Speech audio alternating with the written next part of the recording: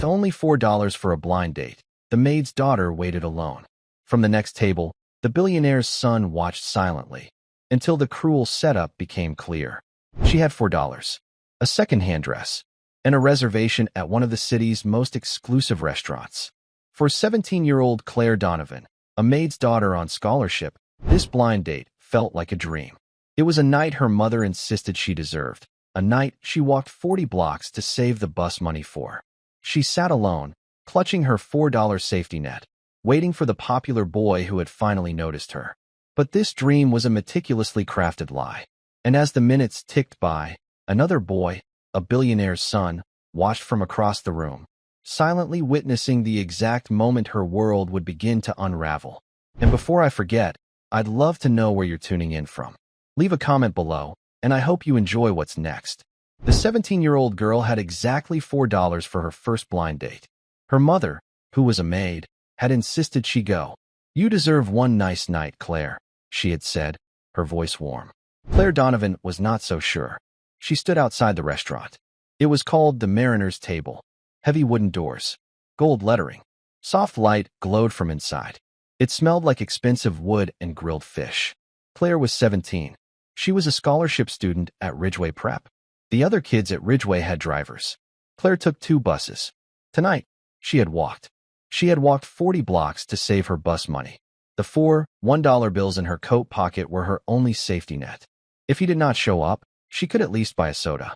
Or maybe just take the bus home. She pushed the heavy door. A bell chimed, soft and low. A hostess in a black dress looked up. "Good evening. Reservation?"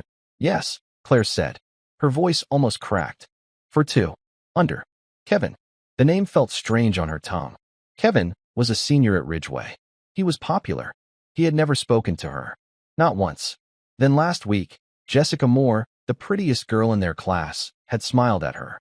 "Kevin thinks you're cute," Jessica had said. "He's too shy to ask you himself. He wants to take you to the Mariner's Table. Friday, 7 p.m. It had felt like a dream. Maybe things were finally changing. "Right this way," the hostess said. Claire followed her. The restaurant was quiet. People spoke in low voices. Silverware touched plates with gentle clicks. She smoothed the front of her dress. It was navy blue. Simple. It had been a gift from her mother. Her mother worked for one of the wealthiest families in the city. The dress had belonged to the family's daughter. It was last season's style. Claire's mother had been allowed to take it. It was the finest thing Claire owned. But under the restaurant's gold lights, it felt like a costume. A poor copy. She felt every eye on her. She clutched her small purse. Inside was her wallet. And inside that, a small, creased photo. It showed a young man in a soldier's uniform. Her grandfather, Arthur Donovan. He was a legendary war veteran. A hero. He was the one who told her to apply for the scholarship. "You're a Donovan, Claire Bear," he'd say, his voice rough. "We don't bow. We don't break. Hold your head high." She tried to do that now. The hostess led her to a small table. "Your date is not here yet," she said. "That's okay. I'm a little early," Claire said. It was 6:45 p.m. She sat down. The chair was covered in soft velvet. She put her purse in her lap. A waiter appeared. "May I start you with some water? Bottled or sparkling?" "Oh," Claire panicked. Bottled water cost money. Just tap water, please. With ice. If that's okay." The waiter nodded, his smile tight. He walked away. Claire felt her face burn. She stared at the empty chair across from her. "Please show up, Kevin. Please be real." At a large table by the fireplace, Nathan Harrington stared at his water glass. He was also 17. He wore a blazer that cost more than Claire's monthly rent. His father, Robert Harrington, sat across from him. Robert was talking to 2 men in suits. They were talking about mergers, shipping lanes, interest rates. They always talked about money. Nathan felt the boredom deep in his bones. It was a cold, heavy thing. He was supposed to be here, supposed to be listening, supposed to be learning how to be a Harrington.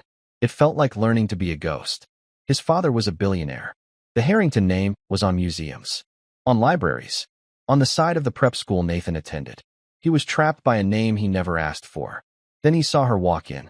He watched the hostess lead her to a table. He knew her, not her name, but he knew her face. She was from his school, Ridgeway Prep.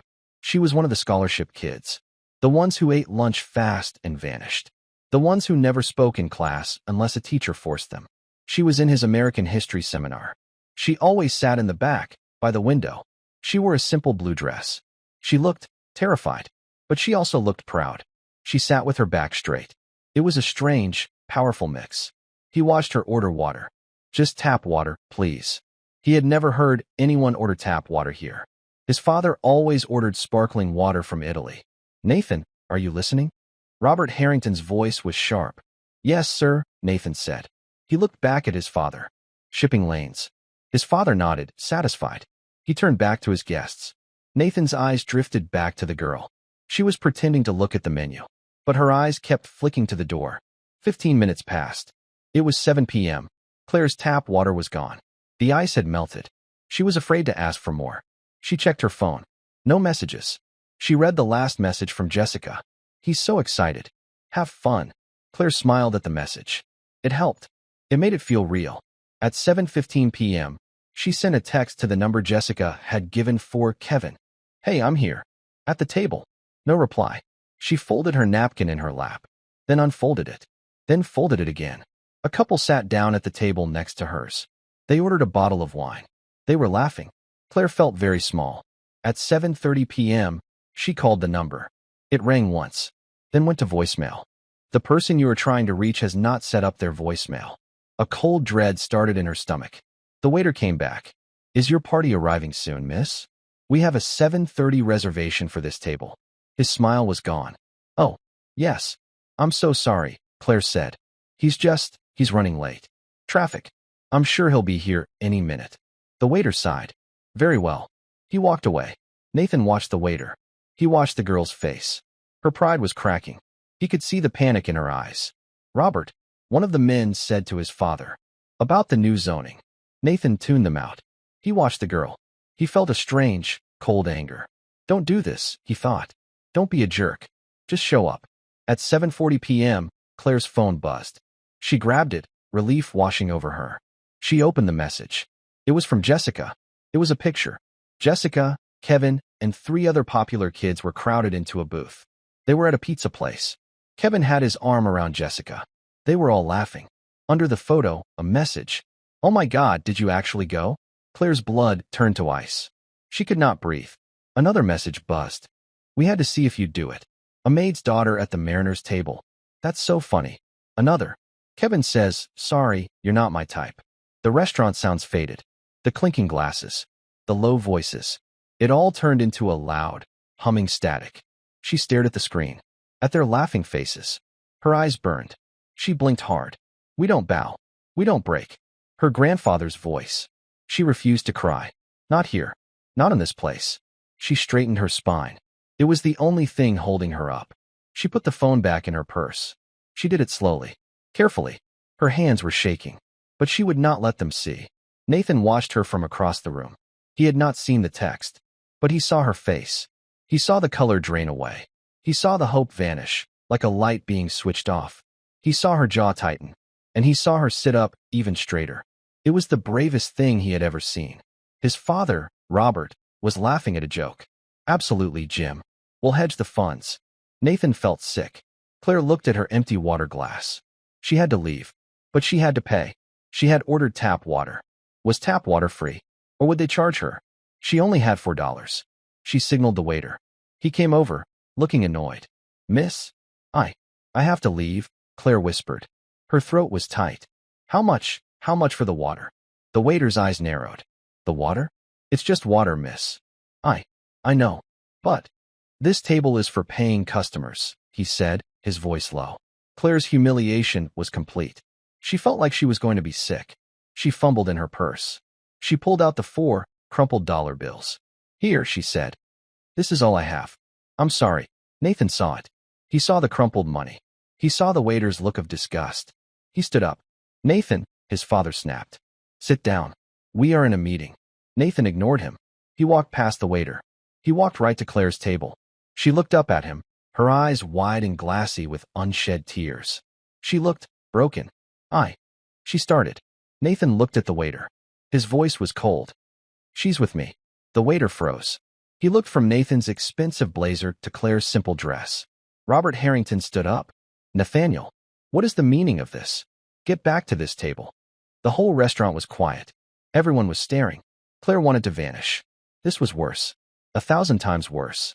She was a scene. A charity case. No, I'm not, she said to Nathan. I'm leaving. Please, just let me leave. She tried to stand. Nathan put his hand on the table. He looked at the waiter, then at his father. I'm sorry, father. I'll be right back. He looked at Claire. You're not leaving. You're moving. He grabbed her hand. It was cold. What are you doing? She whispered. My father, Nathan said, is boring. And I'm hungry. And you still need to eat dinner. He pulled her. Gently, but firmly. He led her away from her small, sad table. He led her right past his father's shocked face. Nathaniel. Robert's voice was like thunder. Nathan did not stop. He led her to his own table. The big one by the fire.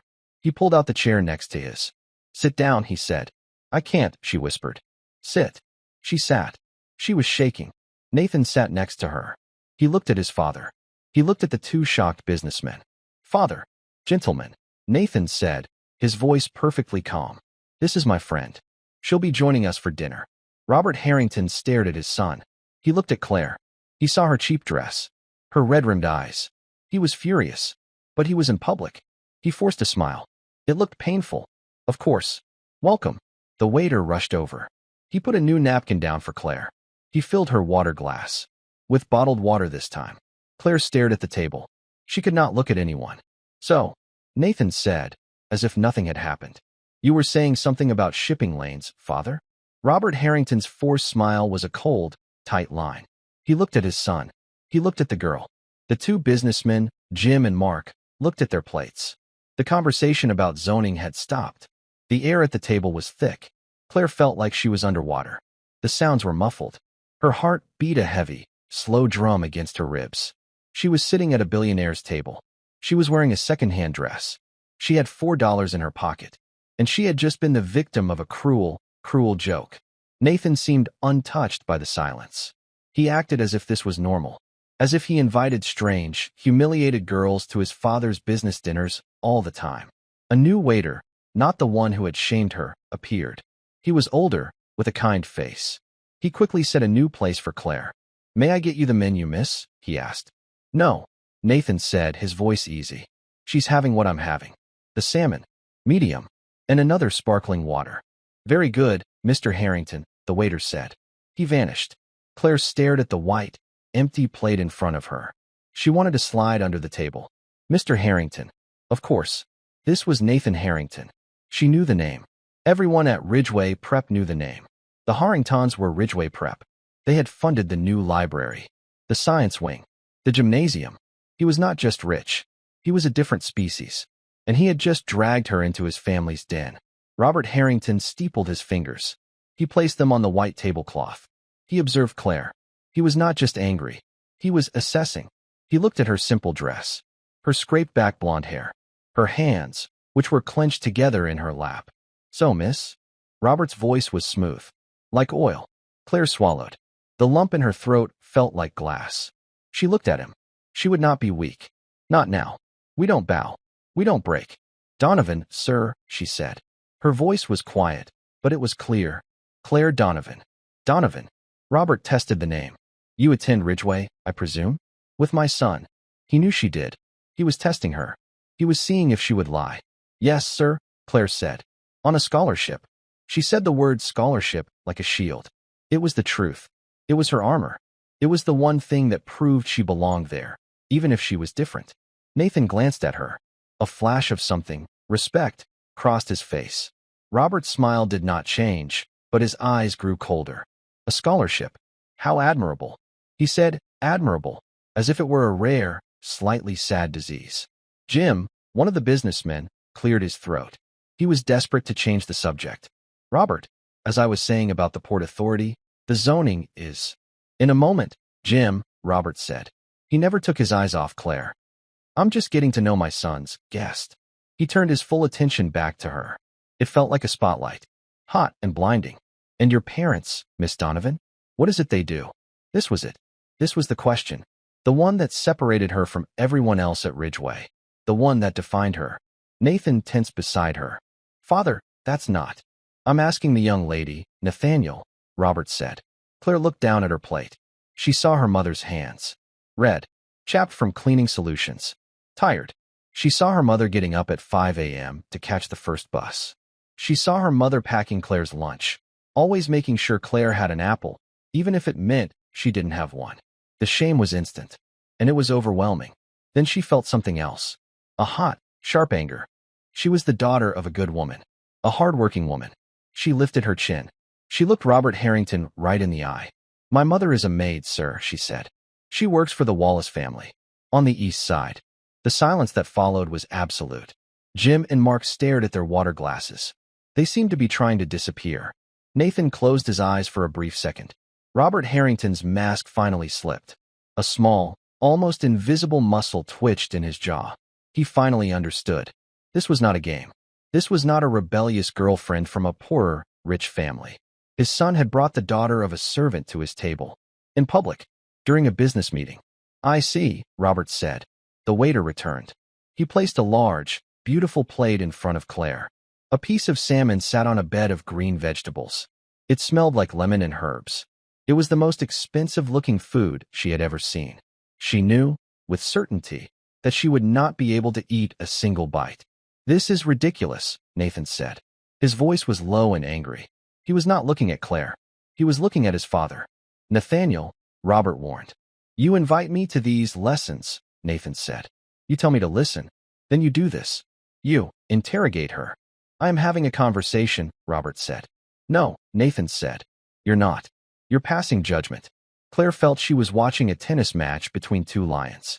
She could not stay. She could not be the reason for this. She had faced the humiliation from Kevin and Jessica. She would not now sit here and be inspected. She put her napkin on the table. Gently. "Thank you for this," she said. Her voice was shaking, but she held it steady. "It's a beautiful meal, but I have to go." She stood up. The velvet chair scraped quietly. Robert looked annoyed. "Sit down, young lady. You haven't eaten." It was a command. He was used to people obeying. "No. Thank you, sir," Claire said. "I've lost my appetite." Nathan stood up with her. "I'll walk you out." "Nathaniel, sit down." Robert's voice was not a request. It was thunder. The entire restaurant was watching them now. The quiet couple, the businessmen, the waiters. Nathan looked at his father. It was a long, silent moment. The son challenging the father. "No," Nathan said. He reached into his pocket. He pulled out a $20 bill. He threw it on the table. "For her water," he said. It was a sharp, defiant act. It was an insult. It was meant to be. Robert Harrington's face turned a dark, angry red. "Let's go," Nathan said to Claire. He didn't grab her hand this time. He just put his hand on the small of her back. He guided her. He shielded her. He walked her through the maze of tables, past the staring faces, past the hostess, who looked terrified. He pushed the heavy wooden door. The cold night air hit Claire's face. It felt like waking up. She stumbled onto the sidewalk. She took a deep, ragged breath. The air smelled like car exhaust and the city. It was real. She was shaking, but it was not with fear anymore. It was with anger, a deep, burning rage. She turned on him. "You shouldn't have done that," she said. Nathan looked confused. "What? Get you out of there?" "All of it," Claire said. Her voice was low, but fierce. "Sitting me at that table. The salmon. The $20. You didn't have to do that." "I was trying to help," Nathan said. He was defensive. "That waiter was, my father was." "You made it worse," she said. "You made me a spectacle. Your charity case. You brought the poor little maid's daughter to your father's table so you could feel good. So you could what? Rebel." Nathan was stung. He had never been spoken to this way. "No. I saw you. They were horrible to you." "They were horrible," Claire agreed. "And I was handling it. I was going to leave. I was fine. Then you saved me. You know what you did? You just proved what they said. That I don't belong. I'd rather have left with my pride." "Your pride," Nathan said. "They were making you cry." "I was not crying," she snapped. "And I had $4. I was going to pay for my water and leave." This stopped him. "You had $4. "Yes. 4. And I was going to walk home. And it was going to be my story. My problem. You made it your story. You made me something to be passed between you and your father." She was so angry she could barely see straight. She clutched her small purse. "I don't need a Harrington to save me," she said. She turned and began to walk. Fast. Her cheap shoes clicked on the pavement. Wait. Nathan called. Where are you going? Home. She called back, not stopping. It's late. Let me get my driver. He'll take you. Claire stopped. She spun around. The streetlight caught her face. She looked like a warrior. No, she said. No drivers. No Harringtons. No more. Stay away from me. She turned and started walking again. This time, she ran. She ran until she turned the corner. She did not look back. Nathan stood on the sidewalk for a long time. The cold wind felt strange. He was confused. He was angry. And, more than anything, he was impressed. She was terrified. She was humiliated. But she was not weak. She had more strength in her small, shaking body than his father's 2 business partners combined. Stay away from me. He felt a strange pull. He wanted to do the exact opposite. He turned and walked back into the restaurant. The mood was ice. The businessmen, Jim and Mark, were standing. They were finishing their drinks. Robert, thank you for the meal, Jim said. He was avoiding eye contact with Nathan. We'll be in touch. We'll have our people call your people. Yes, thank you, Mark said. They practically fled the restaurant. Now it was just father and son. The table was a wreck. Claire's untouched salmon sat between them. Nathan's $20 bill was still on the table. Robert Harrington slowly, deliberately, picked up the $20 bill. He folded it. He tucked it into his son's jacket pocket. A cheap gesture, Nathaniel, he said, his voice dangerously calm. Never use your own money when mine will do. Nathan sat down. He felt tired. She was being bullied. She was, Robert agreed. He signaled the waiter. Check. You agree? Nathan was shocked. Of course. Those children who tricked her? Vicious. Tacky. New money. But that is not your concern. Robert leaned forward. You will never, ever, embarrass me like that again. Do you understand? You were embarrassing her, Nathan shot back. Her? The maid's daughter? Robert almost laughed. Do you have any idea what you've done? You brought that into a meeting. My meeting. You showed weakness. You showed sentiment. In business, sentiment is a cancer. You cut it out. It wasn't sentiment, Nathan said. It was decency. Robert's smile was thin. Decency. Decency is a luxury we cannot afford, son. Not when we are building things. Let me teach you the real lesson. The world is built on power. The strong take. The weak are taken from. Your job, your only job, is to be strong. Your job is not to carry the weak on your back. He paused, his eyes drilling into his son. Especially not her kind. Nathan stared at his father. The gap between them felt vast. They were speaking 2 different languages. Her name is Claire Donovan, Nathan said quietly. It doesn't matter. Her grandfather is Arthur Donovan. Robert paused. He was signing the credit card slip. His pen stopped moving. He looked up. The name registered. The war hero. The one from the 82nd. Yes, Nathan said. Robert finished signing his name. He capped his expensive pen. A pity. All that courage, and it ends up in a maid. And a granddaughter who lets herself be the butt of a joke at a restaurant she can't afford. He stood up. Stay away from her, Nathan. I mean it. She is a distraction. She is trouble. She is beneath you. Nathan said nothing. He watched his father walk away. He looked at the empty chair where Claire had sat. Her untouched plate. Stay away from me. Stay away from her. It was the first time in his life that Nathan Harrington felt truly, deeply defiant. Claire did not run for long. She ran until the burning in her lungs and the ache in her eyes forced her to stop. She leaned against a cold lamppost, 2 blocks from the restaurant. She was in the rich part of town. The part she cleaned. The part she went to school in. The part where she would never, ever belong. She took a breath. And another. The night air was sharp. We don't bow. We don't break. Hold your head high. Her grandfather's voice. It was her bedrock. She stood up straight. She had 40 blocks to walk. She had walked it before. She would walk it again. She clutched her purse. The $4 were still inside. She had not spent them. She had not taken the Billionaire'S charity. She had not eaten their food. She had walked out. She put one foot in front of the other. The city changed around her. The quiet, tree-lined streets with their wide, glowing windows turned into avenues. The avenues turned into crowded, noisy streets. The boutiques with French names turned into bodegas and laundromats. The air smelled different. It smelled like exhaust, fried food, and home. She passed the bus stop. A bus hissed to a stop, its doors opening. She could get on. She had the $4. She kept walking. She needed the walk. The humiliation from Jessica and Kevin felt like a stain. The pity from Nathan Harrington felt like a burn. The anger from his father felt like a cage. Walking was motion. Walking was purpose. Walking meant she was deciding where she went. 45 minutes later, she reached her building. It was brick. 5 stories. The lobby was clean, but the yellow paint was peeling. It smelled like bleach and old carpet. She walked up the 3 flights of stairs. Her legs ached. She opened the door to apartment 3B. The tiny apartment was dark, except for the blue light of the television. The sound was low. A game show. Her mother, Mary Donovan, was asleep on the sofa. She was still in her gray and white maid's uniform. Her shoes were on the floor by her feet. An empty mug was on the small table next to her. Mary had worked a double shift. She had cleaned the Wallace's house all day. Then she had served at their dinner party all night. Also, Claire could have a navy blue dress. Also, Claire could go on a date that was a lie. A wave of love, so fierce it hurt, washed over Claire. She went to the small linen closet. She took out a worn, knitted afghan. She unfolded it and gently, so gently, draped it over her mother. Mary stirred, but didn't wake. She just sighed, a sound of pure exhaustion. Claire stood and watched her for a moment. This was her world. This was her reality. It was hard. It was tired. But it was real. She turned to go to her room. Claire Bear? That you? The voice was rough, like gravel. It came from the back bedroom. Claire went to the door. Hi, Grandpa.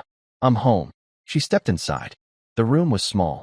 It held a twin bed, a metal dresser, and a wheelchair. Arthur Donovan was sitting in the wheelchair by the window, looking out at the brick wall of the next building. He was a thin man, but his shoulders were still strong. His white hair was cut short. His eyes, even in the dark, were sharp. They missed nothing. He had been in that chair for 20 years. But he was the strongest man Claire had ever known.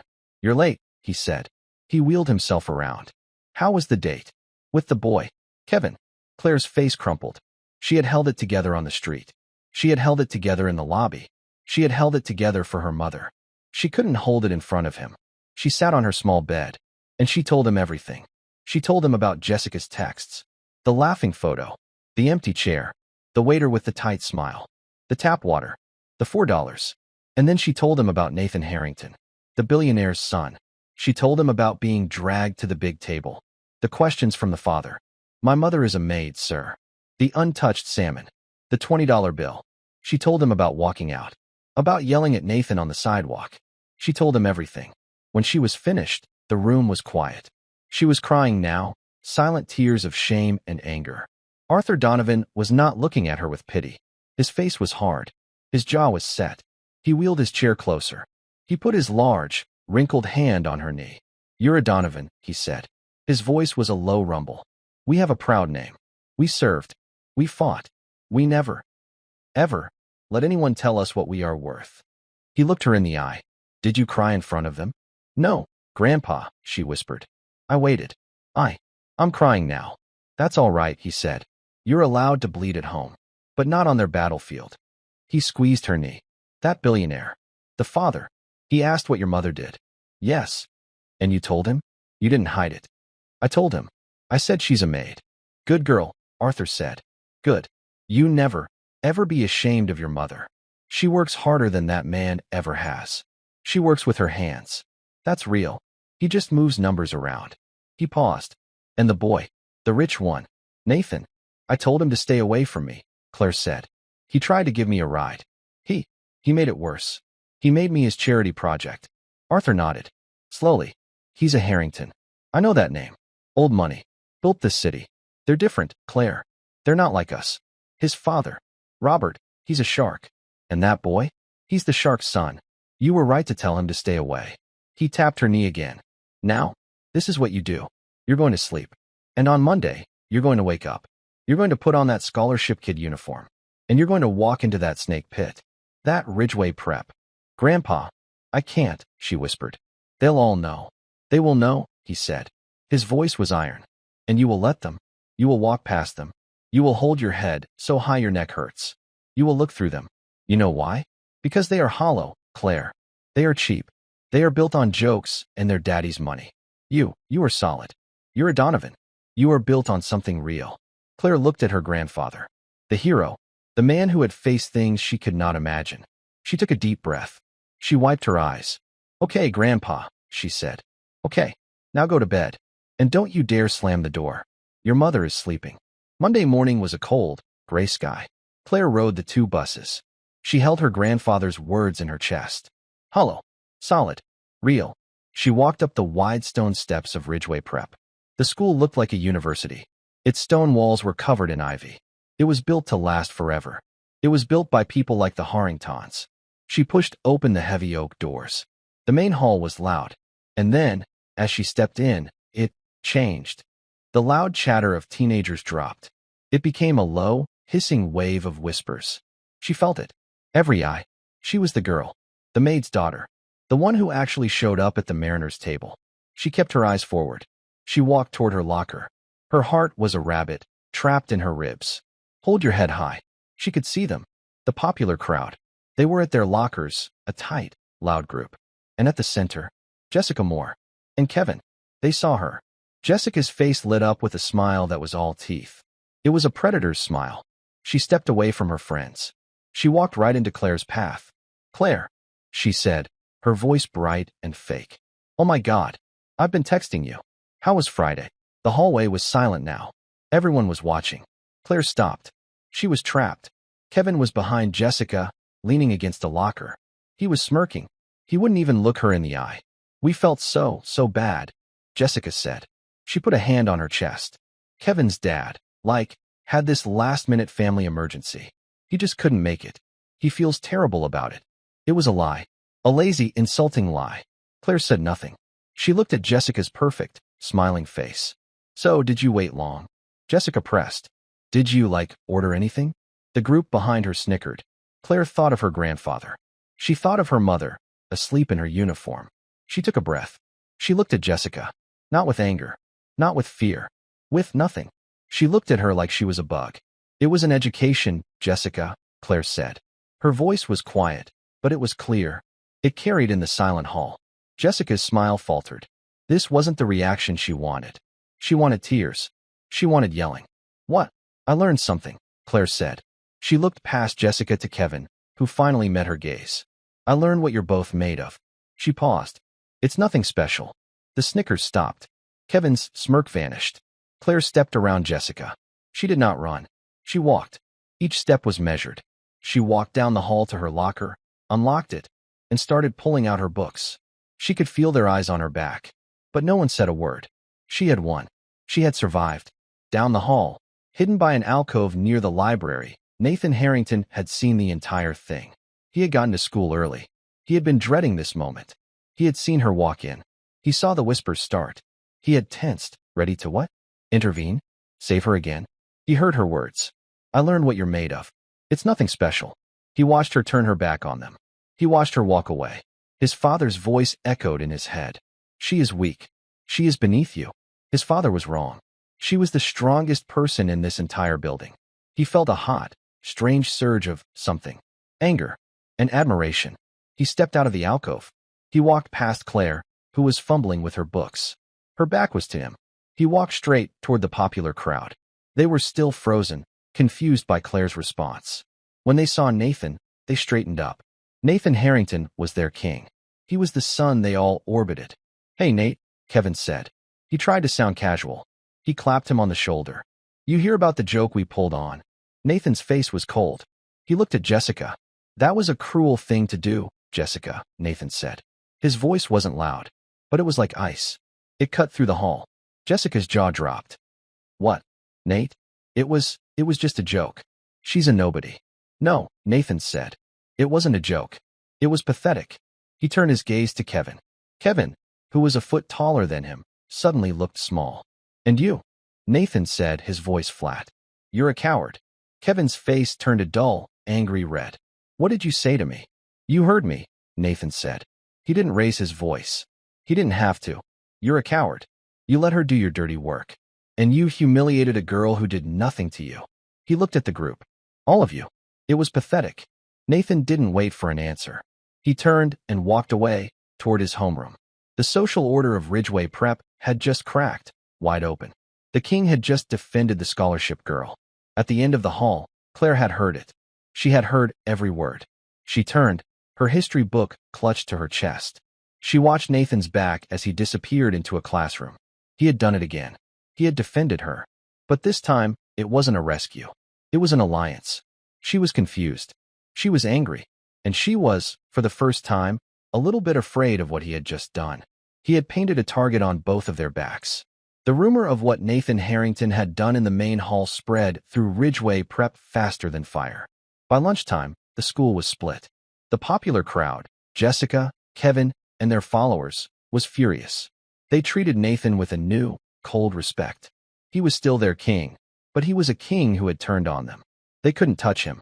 So, they focused on Claire. It was different now.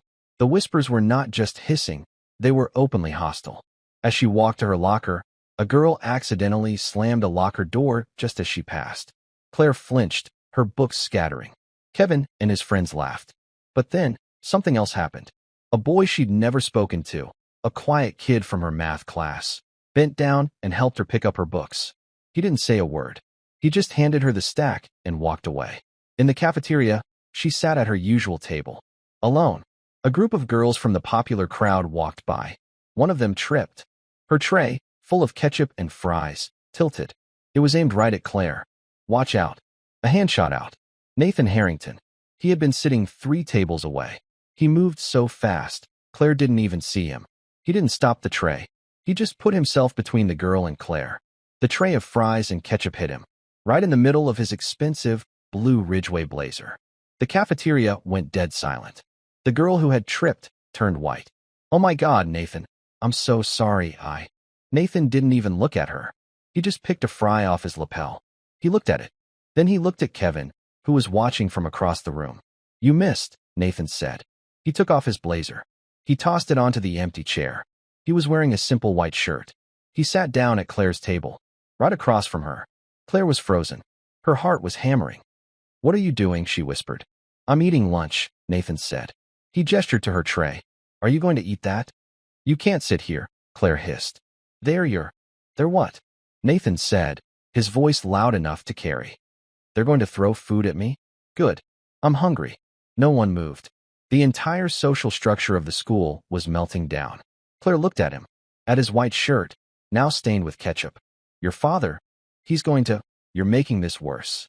My father, Nathan said, hates this blazer. He's probably glad. He looked at her. You have to eat, Donovan, or they win. Eat your lunch. Claire looked down at her sandwich. She was shaking, but he was right. Slowly, she picked it up. She took a bite. Nathan nodded. He didn't have any food. He just sat there, a king in a stained shirt, sitting at the scholarship table. He was a guard, a silent, defiant guard. He didn't speak to her for the rest of lunch. He just sat, and for the first time, no one bothered her. They just stared.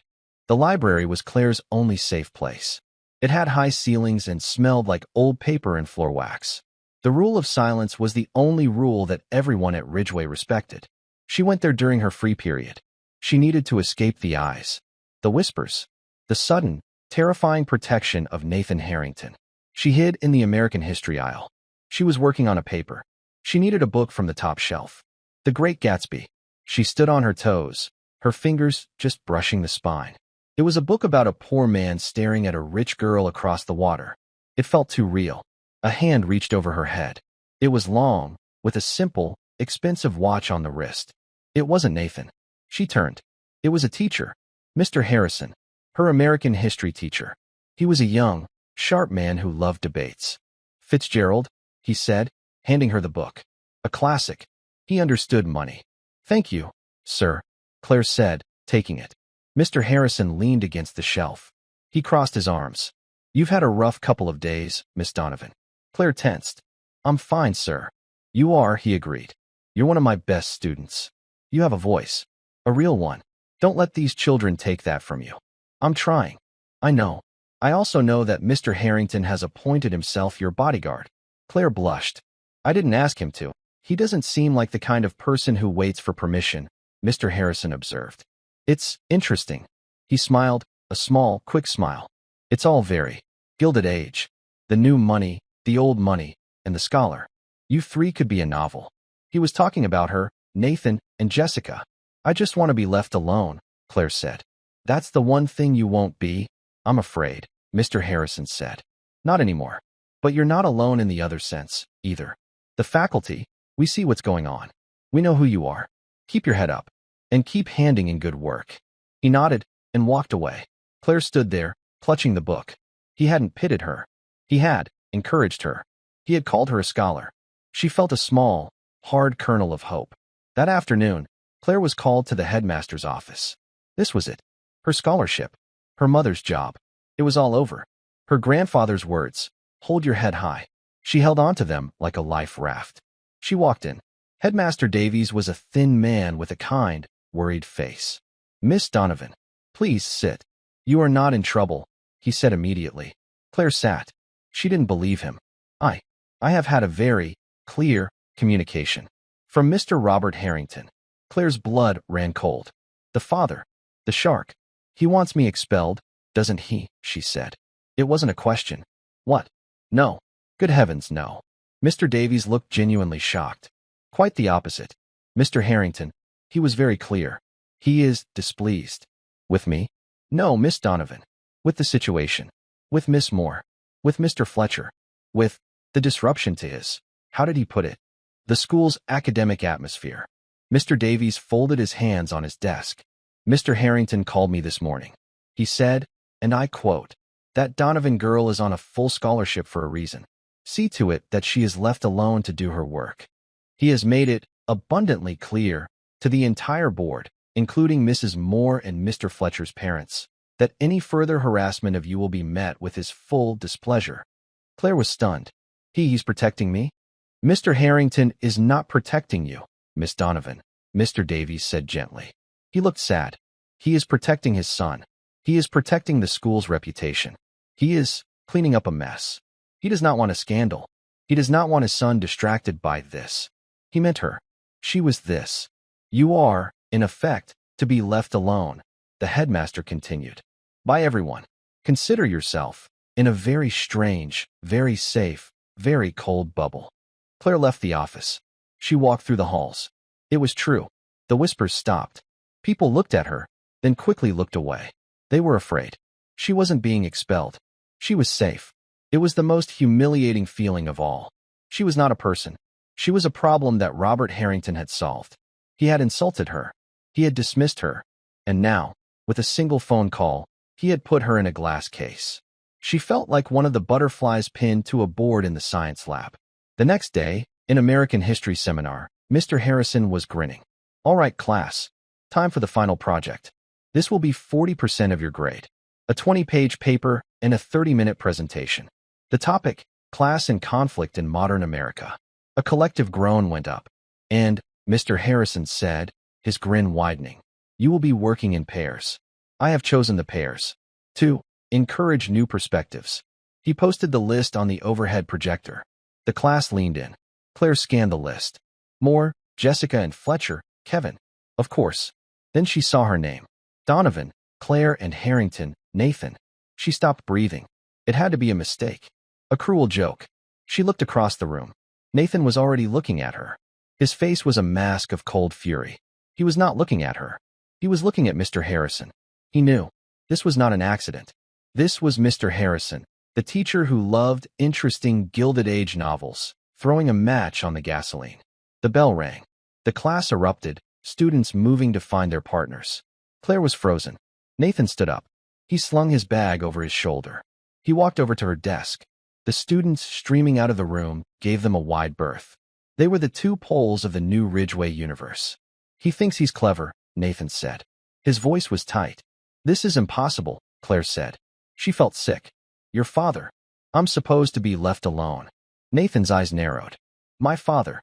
He called the school, didn't he? He told them to make everyone stop." "He's handling it," Nathan said. He kicked at a desk. He was furious. "He's putting out the fire. He's trying to control me. And Mr. Harrison is fighting back," Claire whispered. "Looks like it." Nathan sighed. He ran a hand through his hair. "Look, I don't care. About my father. About Harrison. About any of them. But I do care about the 40%. And so do you." He was right. Her scholarship. She could not get a B. "I can't go to your house," she said immediately. "I wouldn't ask you to," he said. "My father, it wouldn't be good." And you can't come to mine. She thought of the tiny apartment, her mother on the couch, her grandfather in the wheelchair. The shame was instant and hot. Fine, Nathan said. The public library. Downtown. Saturday. 10 a.m. We'll plan the whole thing. We'll get it done fast. He looked at her. We're partners, Donovan. That's all. This is just a grade. Just a grade, she repeated. Be there, he said. He walked out, leaving her alone in the classroom. She put her head down on the desk. Her safe, cold bubble had just burst. Her number one enemy had just made her safe. And her only ally was now her project partner. Her grandfather's voice came back to her. You're a Donovan. You're solid. You're real. She stood up. She packed her bag. She would go to the library. She would get her A. And she would never, ever speak to Nathan Harrington again after it was done. Saturday was bright and cold.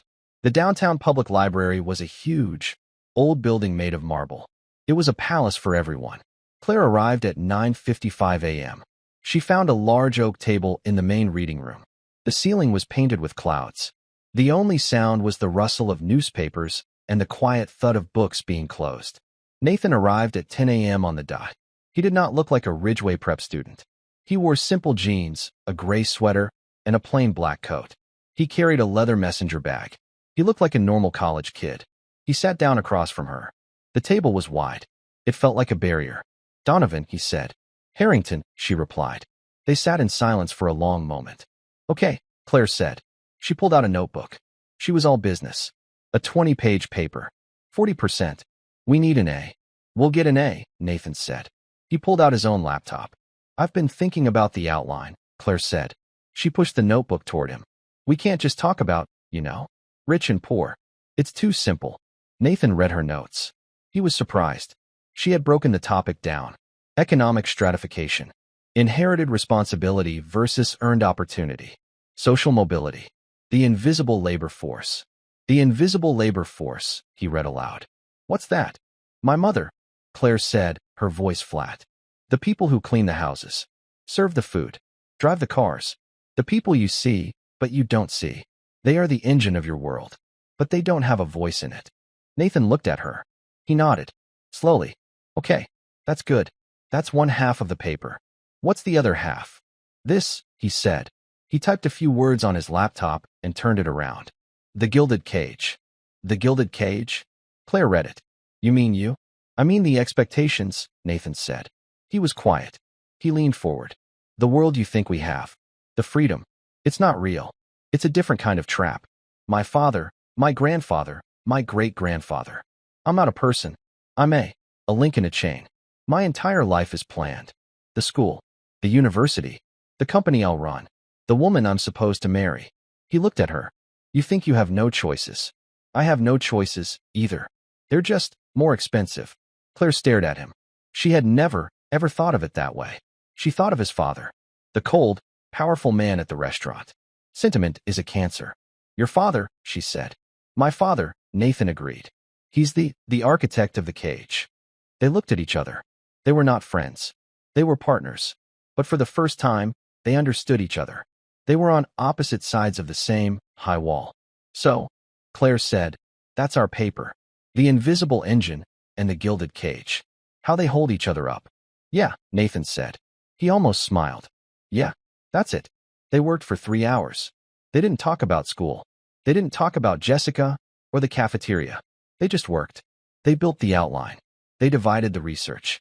It was easy. He was smart. She was smart. The work was good. At one point, Claire looked up. He was writing, his face serious. He wasn't the king of Ridgeway. He wasn't the defiant son. He was just Nathan, a 17-year-old boy, trapped in a life he didn't want.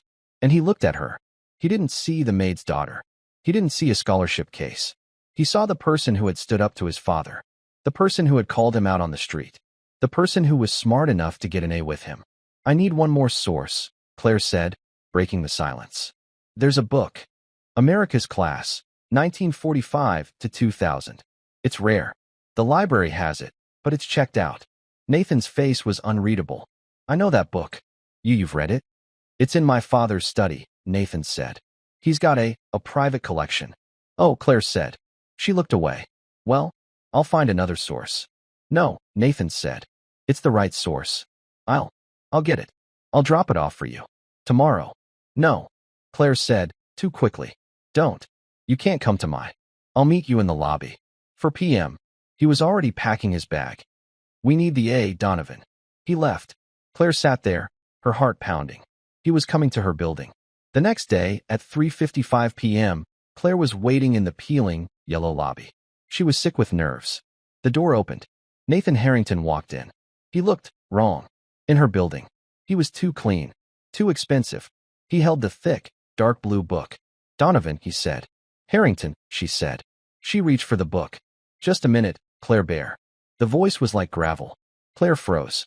Her grandfather, Arthur Donovan, wheeled himself out of the slow, grinding elevator. He was in his chair, dressed in clean, pressed trousers and a collared shirt. He had shaved. He rolled to a stop between Claire and Nathan. He looked up at the boy. Arthur was thin, but his presence filled the lobby. Grandpa, Claire whispered. This is Nathan. He's my project partner. Arthur looked at Nathan.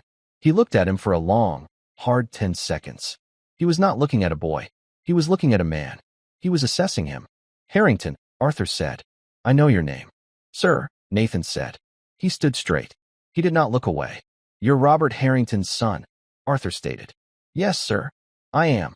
I knew your grandfather, Arthur said. We served on a board together. Years ago.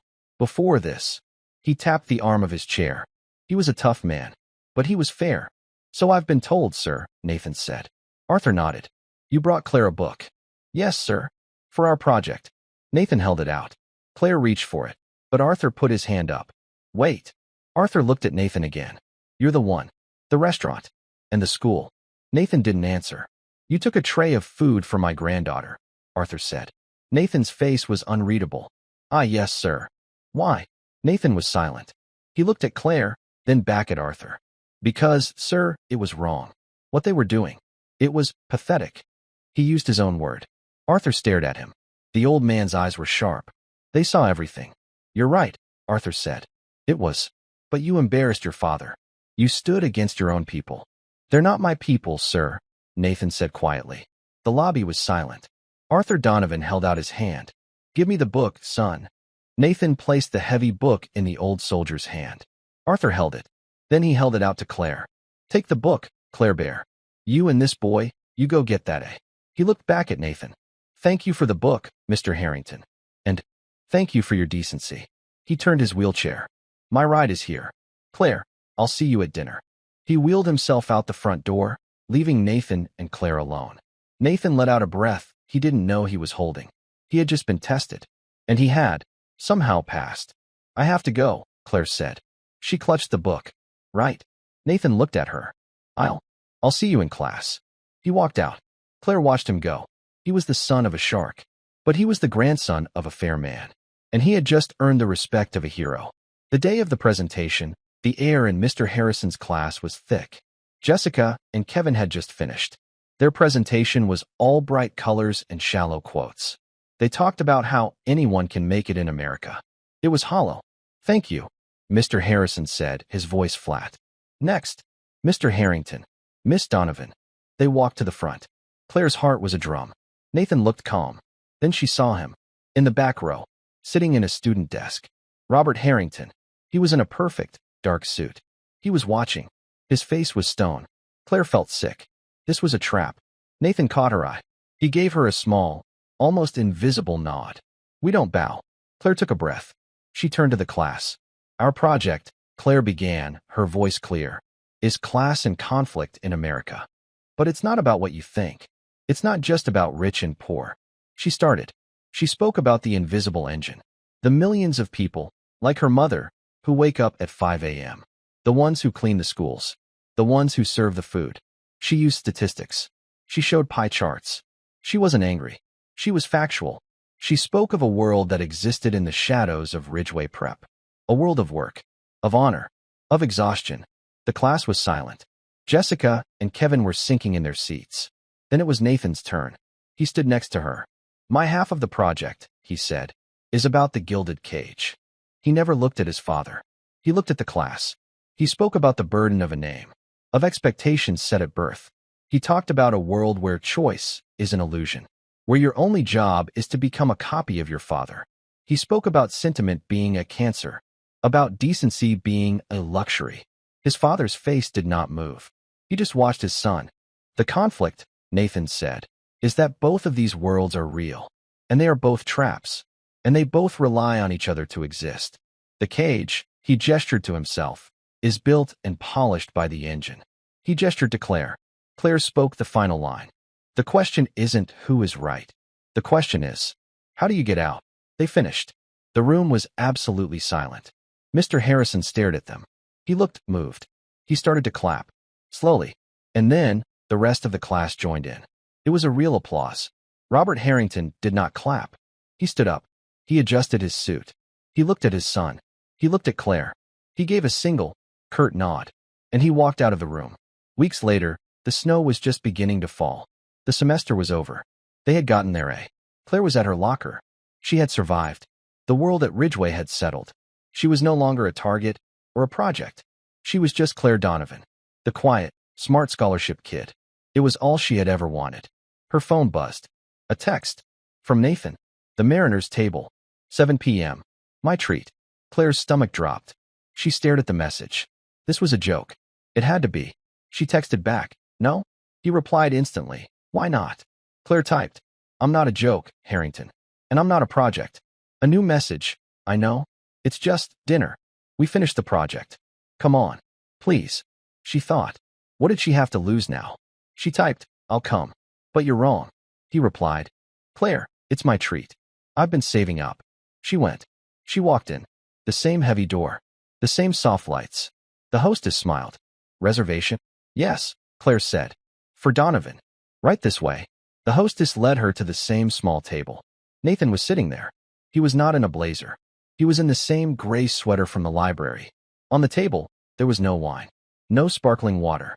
There were 2 glass bottles of Coke and a large basket of French fries. Nathan stood up when she got there. Hi. Hi, she said. She sat down. I ordered for us, he said. I hope that's okay. Claire looked at the fries. She looked at the Coke. She looked at him. You said, it was my treat, she said. She was confused. I did, Nathan said. He pushed the basket of fries toward her. The total comes to $4. Plus tax. Claire stopped. She stared at him. He was smiling. A real, small, nervous smile. Claire felt a laugh bubble up. It was the first time she had laughed in months. She opened her purse. She pulled out her wallet. She took out the 4 crumpled $1 bills. The ones she had saved from that night. She placed them on the table. Keep the change, she said. He laughed. Deal. He handed her a Coke. She took a fry. To our A, Nathan said, lifting his bottle. To our A, Claire said, clinking hers against it. They ate fries. They drank their Cokes. They sat at the small table in the expensive restaurant. It was not a date. It was not a rescue. It was a beginning. And that's where we'll leave them, at that small table, with a basket of fries and 2 Cokes. I hope this story gave you a chance to step out of the everyday and just feel for a bit. It's a reminder that we never truly know the quiet battles others are fighting or the small gestures they're waiting to share. I'd love to know what you were doing while listening. Maybe just settling in or on a break from your own busy day. Let me know in the comments below. Drop a line in the comments. I really do read them all. If you want to make sure we cross paths again, hitting like and subscribing makes a huge difference. Thank you for spending this time with me.